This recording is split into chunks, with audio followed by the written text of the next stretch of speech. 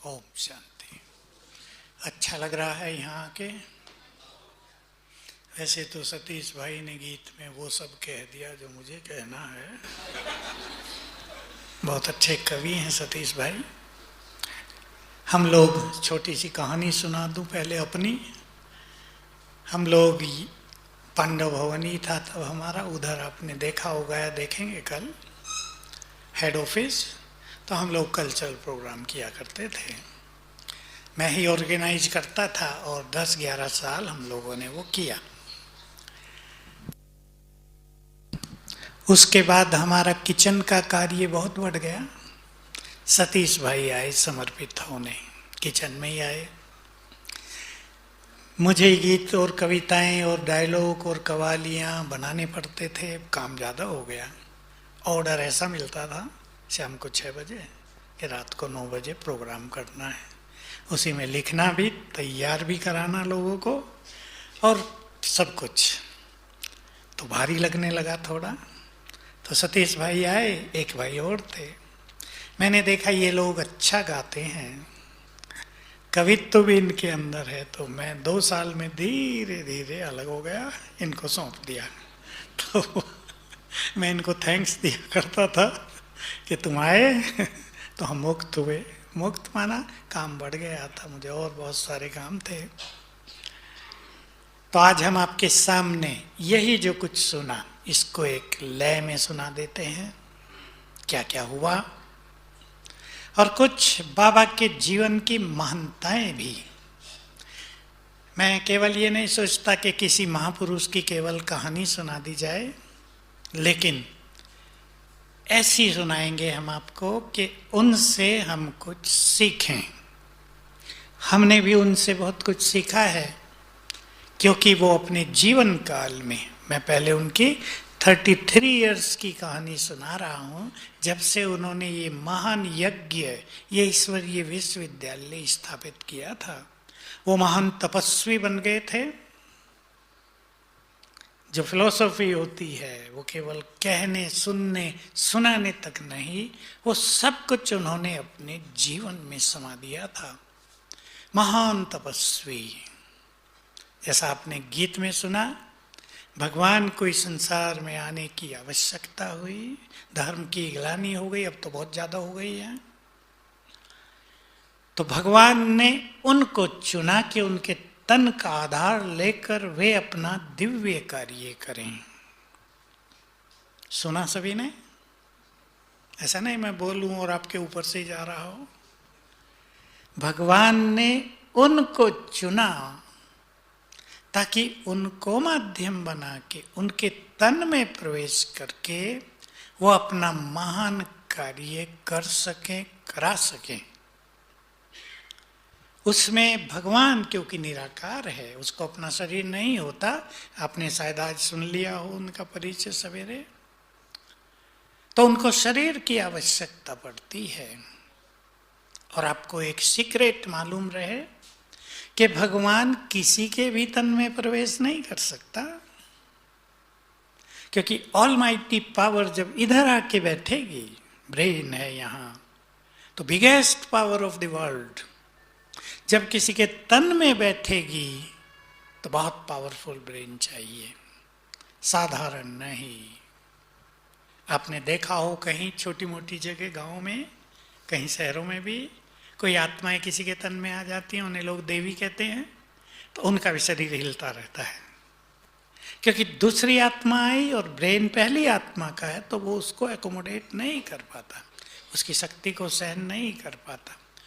भगवान किसी के तन में आए, ऑलमाइटी पावर, सुप्रीम पावर, तो बहुत पावरफुल ब्रेन, बहुत डिवाइन ब्रेन, बहुत प्योरिटी से सजा हुआ ब्रेन चाहिए, जिसमें भगवान बैठे। तो उसी महापुरुष की कहानी आपको सुना देते हैं। कोई भी महान पुरुष गाया जाता है, उसकी महिमा होती है उसकी त्याग से, तपस्या से, उसकी साधनाओं से, उसकी धारणाओं से, उसके कर्तव्यों से। ये सब चीजें आप सुनेंगे यहाँ और देखेंगे। आप सबको यहाँ अच्छा लग रहा है? मैं आपको एक का अनुभव सुनाऊं। अभी पीछे 2 प्रोग्राम पहले यहाँ सिक्योरिटी का प्रोग्राम था। सिक्योरिटी में मिलिट्री के बड़े ऑफिसर्स, ब्रिगेडियर और जनरल से लेकर कर्नल बहुत थे, और पुलिस के बहुत अधिकारी, एसपी, डीआईजी, कमिश्नर थे। तो एक भोपाल से व्यक्ति आया था, मुझे मिला, बड़ा आदमी था, एडिशनल कमिश्नर।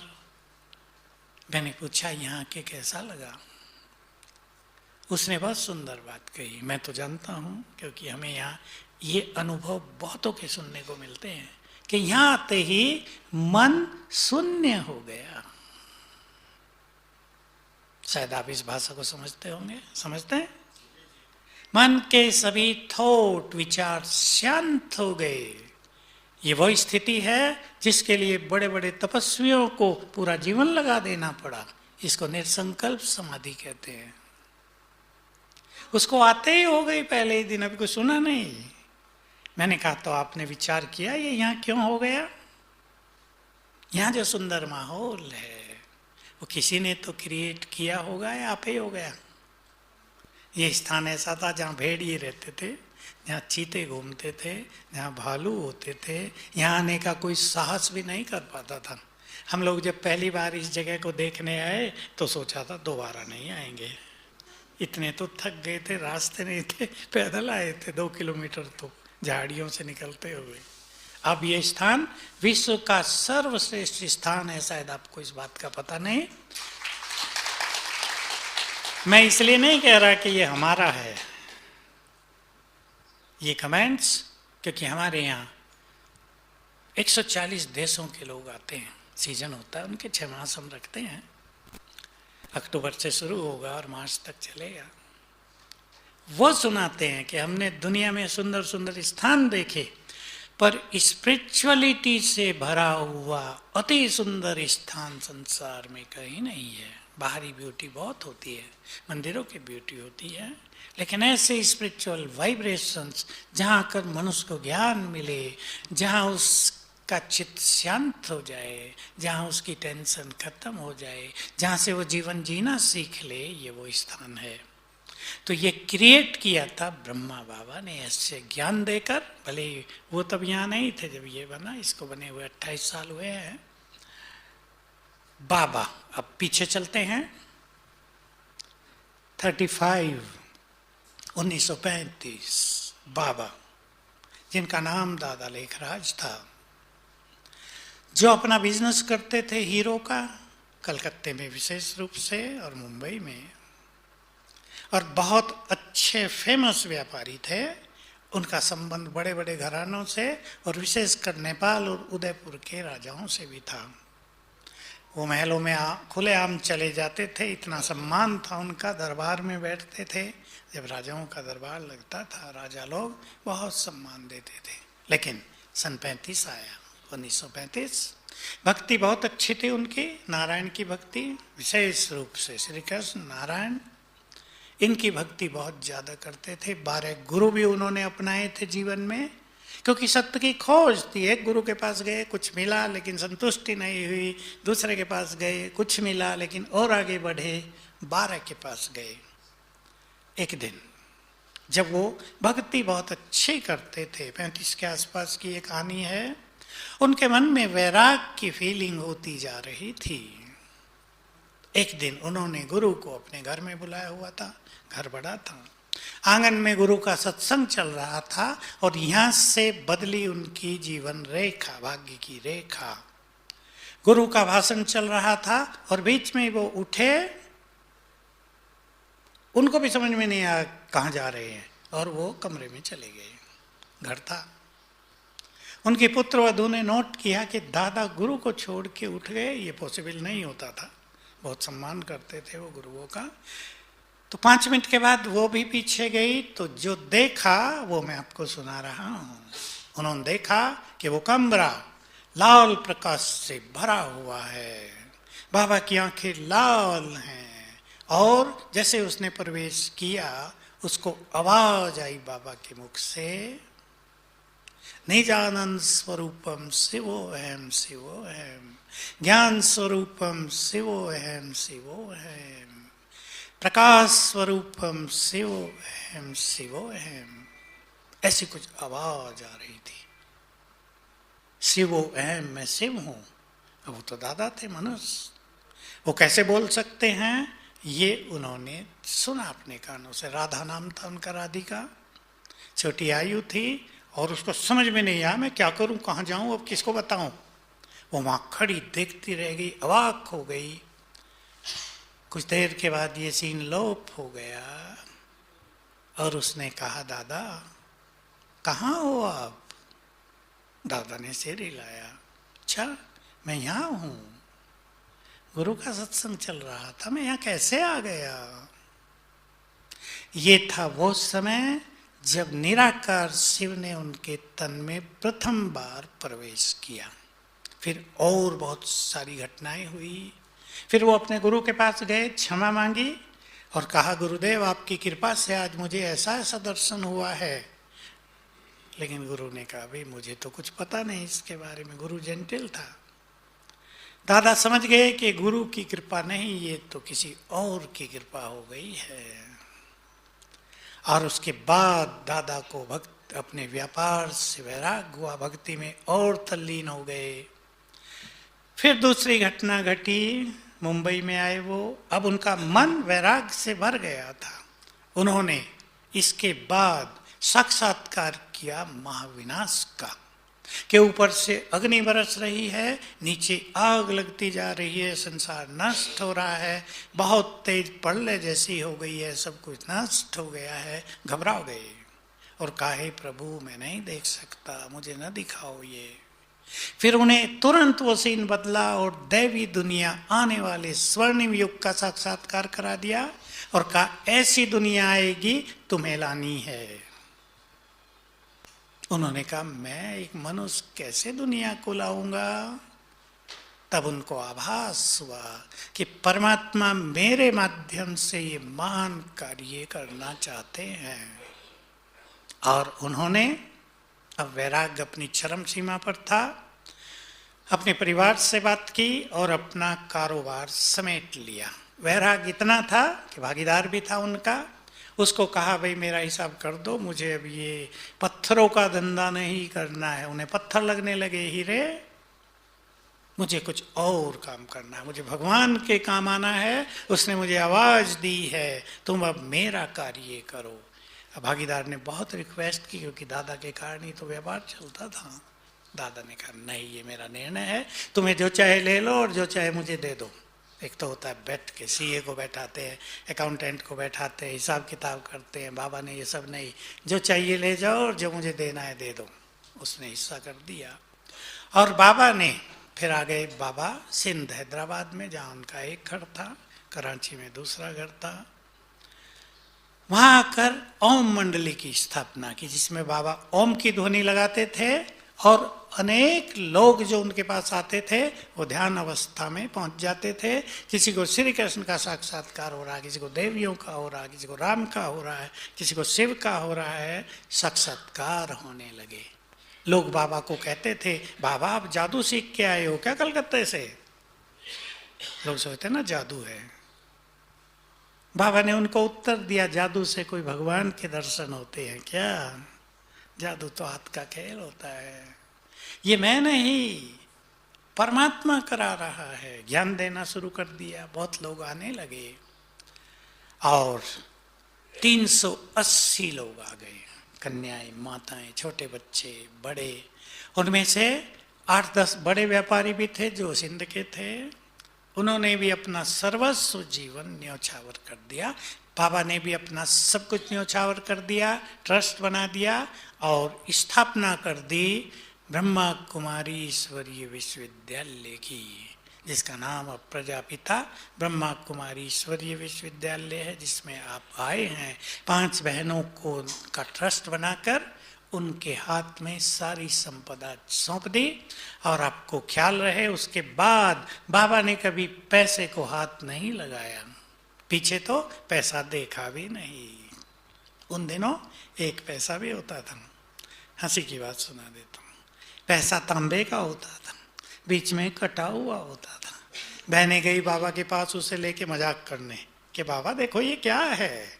बाबा ने कहा, देखा इधर उधर, वासर होगा, वासर लगाते हैं ना पानी की ट्यूब जहाँ करते हैं टेप में।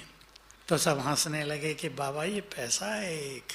तो बाबा ने कहा देखो, भारत सोने की दुनिया था, अब कितना गरीब बन गया कि तांबे का पैसा बनाया, वो भी बीच से काट दिया। ये हंसी की बात मैंने सुनाई। तो बाबा बिल्कुल निर्मोही हो गए।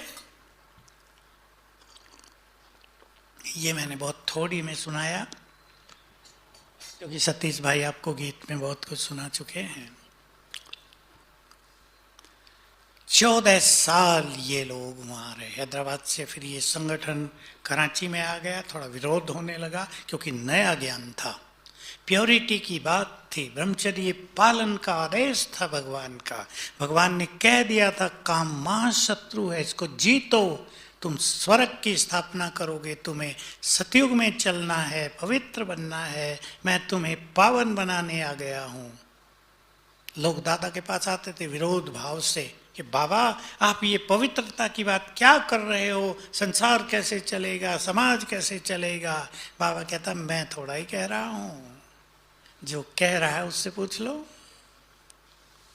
शिव बाबा से पूछो, वो आता है मेरे तन में, मैं नहीं बोल रहा हूं।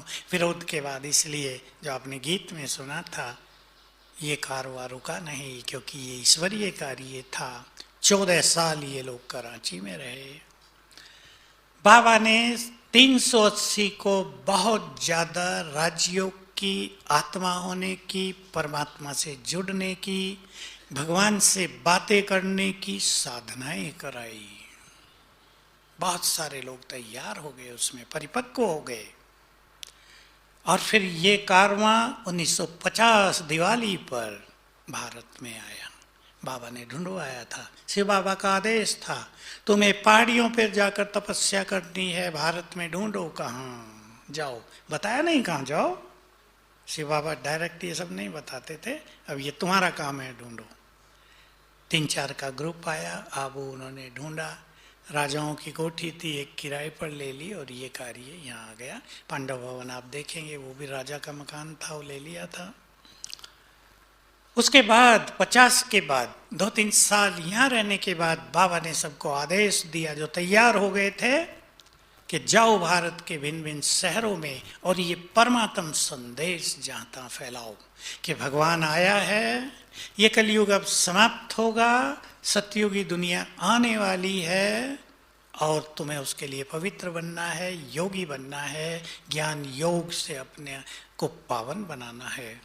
बहुत सारी बहनें निकल गई और भारत के भिन्न भिन्न शहरों में जाकर सेवा केंद्र खोले। और आप जानते हैं अब इस ईश्वरीय विश्वविद्यालय के पता कितने केंद्र हैं? 140 देशों में। बड़े केंद्र तो बहुत हैं, लेकिन छोटे भी अगर मिलाए जाएं, गांव-गांव में खोला हुआ है, 8000 से ज्यादा हैं। आपको ये जानकर खुशी होगी और आश्चर्य होगा और चिंतन होगा, चिंतन करना। इस ईश्वरीय विश्वविद्यालय में इस समय 50,000 से ज्यादा कन्याएं अपने जीवन को समर्पित कर चुकी हैं। तो शिव बाबा के पास 50 से 60,000 के बीच में कह रहा हूं, कुछ लोग अभी लाइन में हैं, उनमें माताएं बहुत हैं, भाई भी बहुत हैं।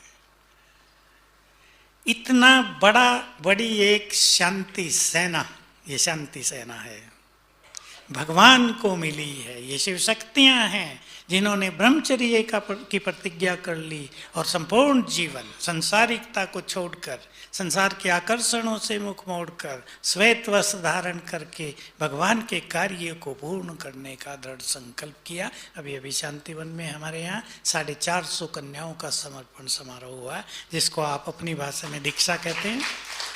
दीक्षा ली उन्होंने, उनके माँ बाप और परिवार भी आए थे, 10,000 का ग्रुप हो गया था, उनके सब संबंधी आए थे। तो ऐसी ये शिव शक्ति सेना है जो जन जन को संदेश दे रहे हैं पवित्र बनाने का संदेश, ब्रह्मचर्य पालन करने का संदेश मैं खोल के बोल रहा हूं।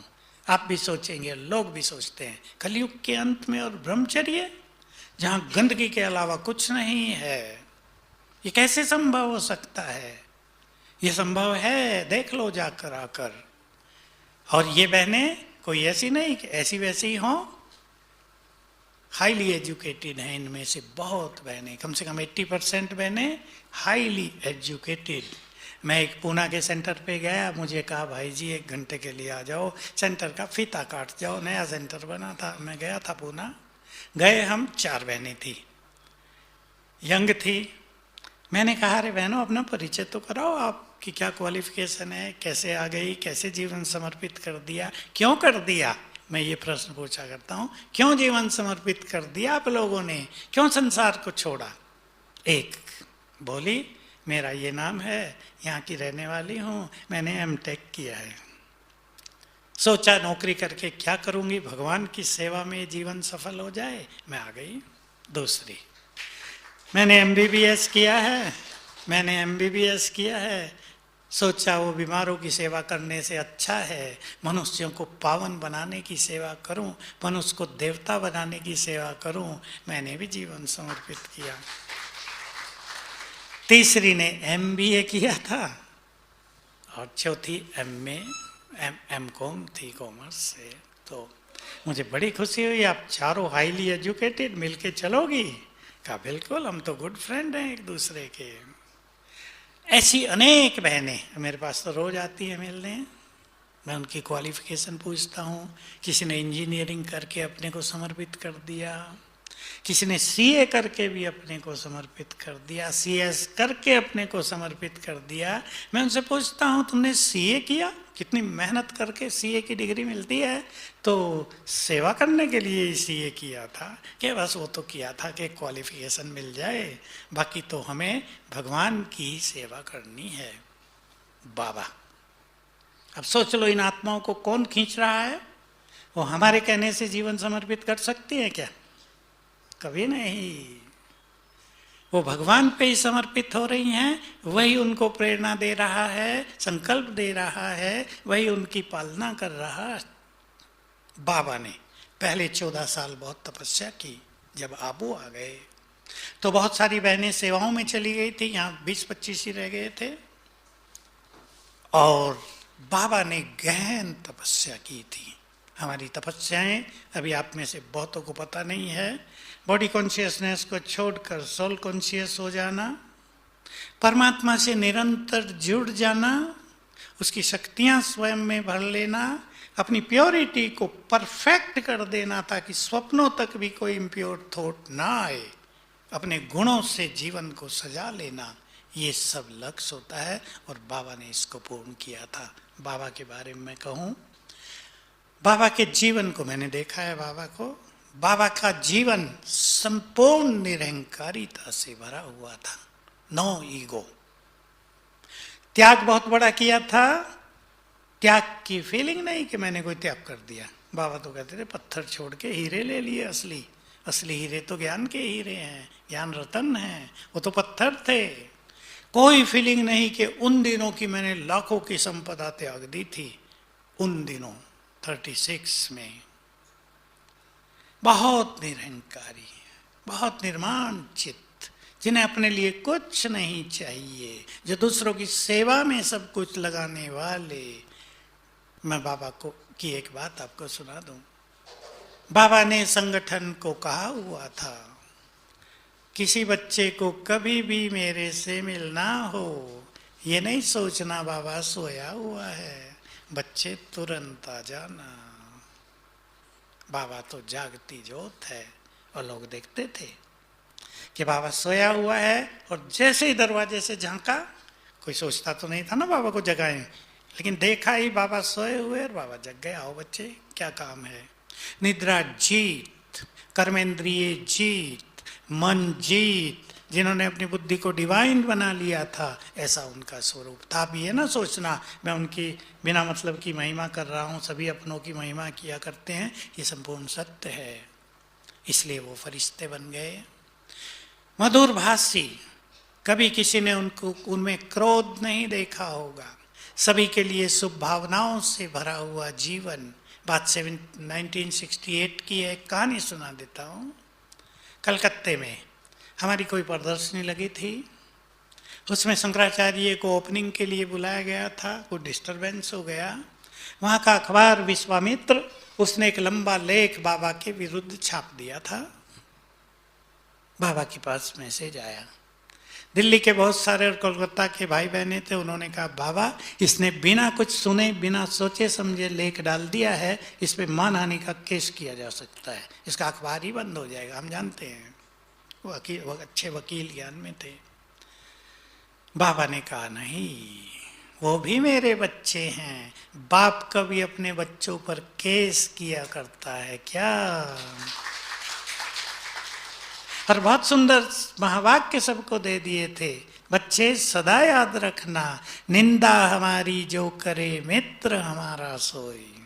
फेमस हुई ये महावाक्य हमारे यज्ञ में बहुत। तो निंदक को भी गले से लगाने वाले, सतीश भाई ने अपने गीतों में भी लिखा है ये, निंदक को गले से लगाने वाले, निंदक को भी प्यार दे देकर सॉफ्ट कर देने वाले, निंदक को फ्रेंड बना लेने वाले ये बाबा थे।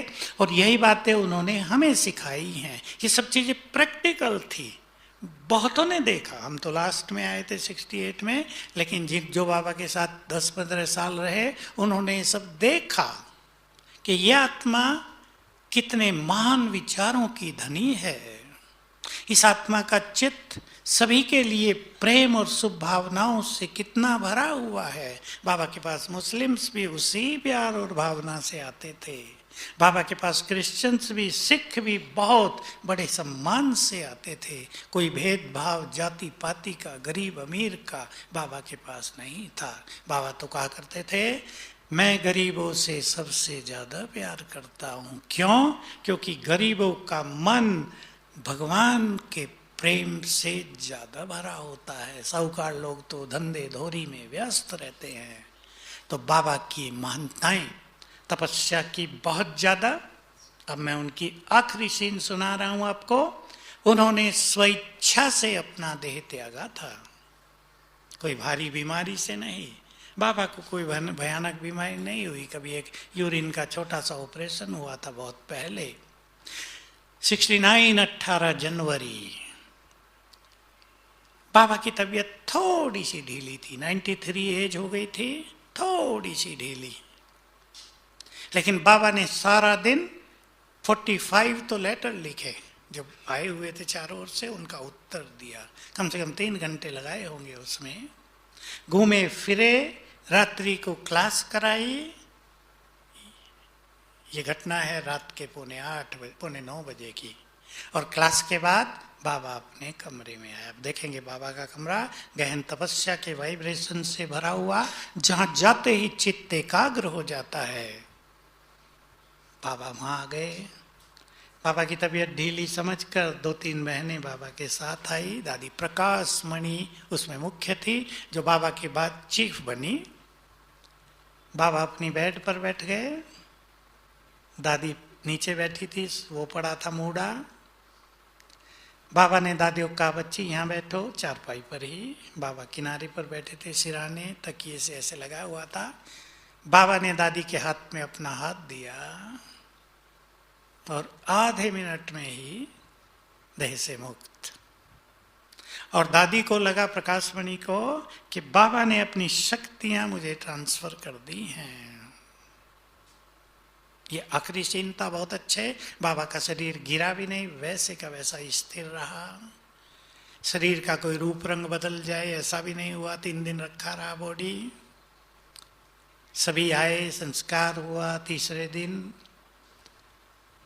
तो ऐसी महान शक्ति जिसने इस ईश्वरीय विश्वविद्यालय की स्थापना की, जो आज भी, अब वो शरीर छोड़कर कहाँ गए होंगे ये एक बहुत बड़ा रहस्य है, हमें पता है उसका। वो शरीर छोड़कर उन्होंने पुनर्जन्म नहीं लिया, क्योंकि ऐसे महान तपस्वी पुनर्जन्म नहीं लेते। वो फरिश्ता बनकर चले गए सूक्ष्म लोक। आपने आज 3 लोकों की कहानी सुन ली होगी, स्थूल, सूक्ष्म, मूल वतन। वो चले गए सूक्ष्म लोग और वहां से शिव बाबा के साथ स्थापना का अपना महान ये कार्य कर रहे हैं, दिव्य कार्य कर रहे हैं। आते रहे हमारे बीच में 50 साल पूरे। हमने उनकी फिर महावाक्य सुने, उनके वाइब्रेशंस देखे। शिव बाबा और ब्रह्मा दोनों आते थे, बहुत सुंदर पालना की। तो ये जो स्थान है ये प्रभु मिलन का स्थान है। यहाँ से आप केवल ईश्वरीय ज्ञान ही नहीं लेंगे, केवल राजयोग ही नहीं सीखेंगे। बड़ी बात कही जा रही है, ट्राई टू अंडरस्टैंड। यहाँ आपको प्रभु मिलन का परम सुख प्राप्त होगा। थोड़ा और ज्ञान ले लें।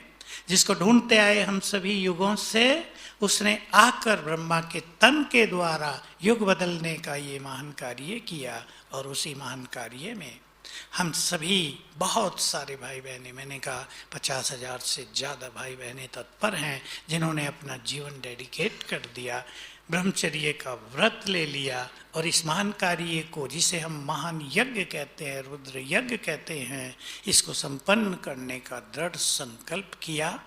और अब आप देखेंगे इस महान यज्ञ के द्वारा, ध्यान से सुन लेंगे, अब देखेंगे आप बहुत जल्दी 5 साल में ही, 5 साल के अंदर ही इस ईश्वरीय विश्वविद्यालय के द्वारा संसार में, इस वसुंधरा पर स्पिरिचुअल लहर फैला दी जाएगी। इस संसार के अनेक लोग राजयोगी बनकर, पवित्र बनकर इस संसार को बदलने का महान कार्य करेंगे। और जो हम संदेश देते आते थे, अब तो वो सभी लोग दे रहे हैं। ये युग बदल जाएगा, कलयुग की समाप्ति हो जाएगी और सभी आत्माएं अपना धाम छोड़कर घर वापस जाएंगी। आप सभी लोग यहाँ आए हैं। मैं एक सुंदर बात जो बाबा ने हम सबको सिखाई है आपको बता देता हूँ, आपको बहुत फायदा होगा उस बात से। हम सभी प्रभु पालना में पले हैं। ये जो ईश्वरीय ज्ञान यहाँ आपको दिया जा रहा है, ये शास्त्रों का नहीं, ये किसी मनुष्य की रिसर्च का नहीं, ये स्वयं ज्ञान सागर परमात्मा के द्वारा दिया गया ज्ञान है। हमने उसको इस धरा पर आते हुए हजारों बार देखा है, कल्पना नहीं, देखा है दिव्य नेत्रों से। उसके मुख से सत्य ज्ञान सुना है, सृष्टि के आदि मध्य अंत का ज्ञान, जिसे अगम निगम का भेद कहते हैं, वो सब उसने स्वयं खोला, वो हमने कानों से सुना। आप सब उसको सुनकर, जिसे हम अमृतपान करना कहते हैं, तृप्त हो सकते हैं। वो बात अब मैं बता देता हूँ आपको, फिर आपका अगला प्रोग्राम चलेगा। सवेरे जब भी आप उठें, कल से यूज कर लेना,